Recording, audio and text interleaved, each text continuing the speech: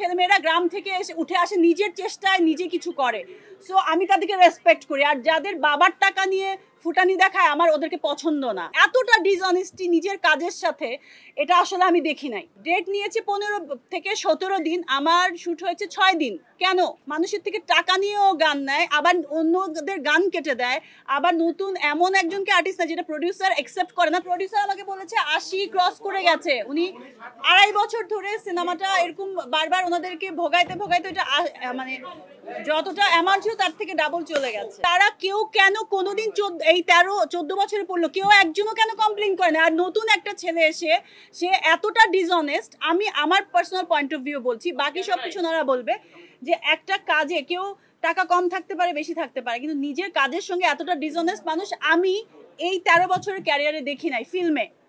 আমি গ্রামের যারা ছেলেরা এসে শহরে কাজ করে এবং নিজের পায়ে দাঁড়ায়, আমি ওদেরকে সবসময় রেসপেক্ট করি। আমি নিজে শহরে বড় হওয়া মানুষ, কিন্তু তারপরেও আমার সবসময় সিম্প্যাথিটা থাকে ওদের উপর, যে ছেলেমেয়েরা গ্রাম থেকে এসে উঠে আসে নিজের চেষ্টায় নিজে কিছু করে।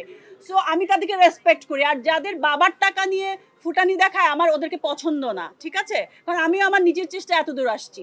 সো আমি বলবো যে ও যদি এমন হতো, আমাকে অনেক কথা শুনিয়েছে যে আমি তো এরকম সাপোর্ট দিতে হবে, এটা আমি অনেক সাপোর্ট দিয়েছি। একদিন দুদিন এমন হয়েছে যে আপা আজকে পেমেন্ট না দিই, আজকে প্রোডাকশন খরচটা চালাচ্ছি, আমি বলছি ওকে নো প্রবলেম, পেমেন্টটা পরে দাও।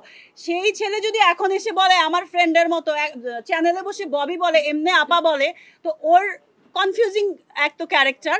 তারপর হচ্ছে আরেকটা বিষয়, আমি এত কিছু বলতেই চাই না আসলে, একজনের এত ক্যারেক্টার নিয়ে আমি কথা বলতে চাই না, এটা আপনারা জাজ করবেন।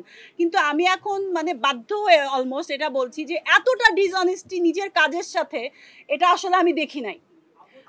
স্ক্রিনেও যদি দেখতাম যে ঠিক আছে সুন্দর করে কাজ করতেছে, সব কিছু ঠিক আছে, গান 1-1.5 মিনিটের এত সুন্দর গান, জাহিদ আকবরের লেখা, কোনাল আপুর গাওয়া, আরও অনেক ভালো ভালো গান, নতুন মানুষের থেকে টাকা নিয়েও গান নেয়, আবার অন্যদের গান কেটে দেয়, আবার নতুন এমন একজনকে আর্টিস্ট না যেটা প্রডিউসার অ্যাকসেপ্ট করে না, তার থেকে পয়সা নিয়ে, এগুলো তো মানে প্রডিউসার থেকেই আমার কথাগুলো শোনা। আমি তো আর এটার পিছনে লেগে থাকি নাই।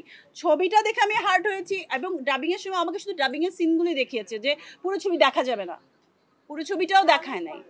তাহলে এই বিষয়টা খুবই দুঃখজনক আসলে, যে এতটা ডিসঅনেস্ট, যে তার নিজের কাজের সঙ্গে। এবং আমি শুনেছি পদ্মাপুরন সে 10 বছর ধরে, একটা সিনেমা বানাতে 10 বছর, 3 বছর, 6 বছর লাগে না, যদি এটা ডিরেক্টর প্রডিউসার যদি প্রপার থাকে। এখানে প্রডিউসার টোটালি প্রপার ছিল, টোটালি ইনভেস্ট করেছে এবং টাইম মতো করেছে, তাহলে এটা কেন হলো?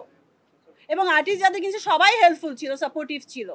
এখন যদি আমার দোষ দেয়, আমাকে বলে প্রডিউসারের দোষ, তারা টাইমলি পয়সা দেয় না। প্রডিউসারকে বলে আমাকে ডেট নিয়েছে 15 থেকে 17 দিন, আমার শ্যুট হয়েছে 6 দিন। কেন?